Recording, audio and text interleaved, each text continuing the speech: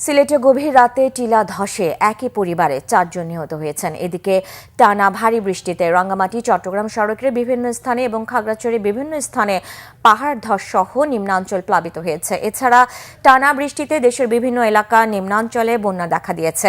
প্রতিনিধিদের পাঠানো তথ্য ও ছবিতে ডেস্ক রিপোর্ট। সিলেটের টিলা ধসে একই পরিবারের 4 জনের মর্মান্তিক মৃত্যু হয়। নিহতরা হলেন রিয়াজউদ্দিন ও তার স্ত্রী রহিমা বেগম এবং তাদের 2 সন্তান সামিয়া খাতুন ও আব্বাস উদ্দিন। স্থানীয় ইউনিয়ন পরিষদের চেয়ারম্যান খলকুর রহমান জানান, শনিবার রাত 1:15টার দিকে উপজেলার লক্ষণাবন্দ ইউনিয়নে ইয়াজউদ্দিনের ঘরের উপর টিলা ধসে পড়লে তারা মারা যান। সেনাবাহিনী, পুলিশ ও ফায়ার সার্ভিসের যৌথ সমন্বয়ে 4 জনের লাশ উদ্ধার করা হয়। অন্যদিকে টানা ভারী বৃষ্টিতে খাগড়াছড়ি শহরের বিভিন্ন এলাকায় পাহাড় ধসে যানবাহন চলাচলে বিঘ্ন ঘটছে। সেনাবাহিনী ও ফায়ার সার্ভিস কর্মীরা সড়ক সচলে কাজ করছেন। দীঘিনালা লংগদু আঞ্চলিক সড়কের ইয়ারংছড়ি এলাকায় পাহাড় ধসে মাটি ও গাছ পড়ায় সড়ক যোগাযোগ বন্ধ রয়েছে। এদিকে বৃষ্টি অব্যাহত থাকায় চেঙ্গি, মাইনি ও ফেনী নদীর পানি বেড়ে নিচু অঞ্চল তলিয়ে গেছে। জেলা প্রশাসনের উদ্যোগে বিভিন্ন স্থানে পাহাড়ের পাদদেশে ঝুঁকিপূর্ণ বসবাসকারীদের নিরাপদ আশ্রয়ে নিতে কাজ করছে প্রশাসন।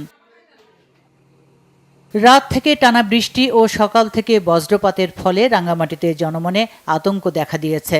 পাহাড়ি ঢলে রাঙ্গামাটির বিভিন্ন উপজেলায় স্কুল, বসতবাড়ি ও ফসলি জমি প্লাবিত হয়েছে। এছাড়া বিভিন্ন উপজেলায় সড়ক ও পাহাড় ধসে ব্যাপক ক্ষতি হয়েছে।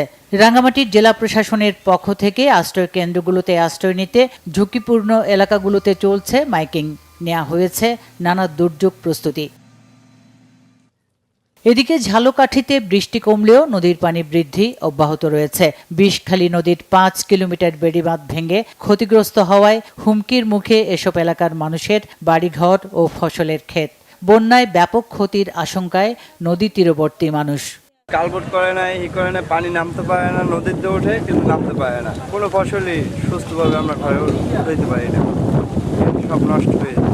দিন দিন এই পানি উঠে বাড়ির ভিতরের দিকে, এই নাল জমির ভিতরে ঢুকে দিন দিন আরো ভাঙ্গে, কিন্তু এদিকে পানি উন্নয়ন বোর্ড কোনো ভ্রুক্ষেপ দেয় না। ভারী বর্ষণ এবং নদীর যে স্রোত, এর কারণে আমাদের কাঠালিয়া চারপাশে বেড়িবাঁধ রয়েছে, বেড়িবাঁধের বিভিন্ন জায়গায় আংশিক ক্ষতিগ্রস্ত হয়েছে। জায়গাগুলো আমরা পরিদর্শন করেছি এবং পানি উন্নয়ন বোর্ডকে রিপোর্ট করেছি।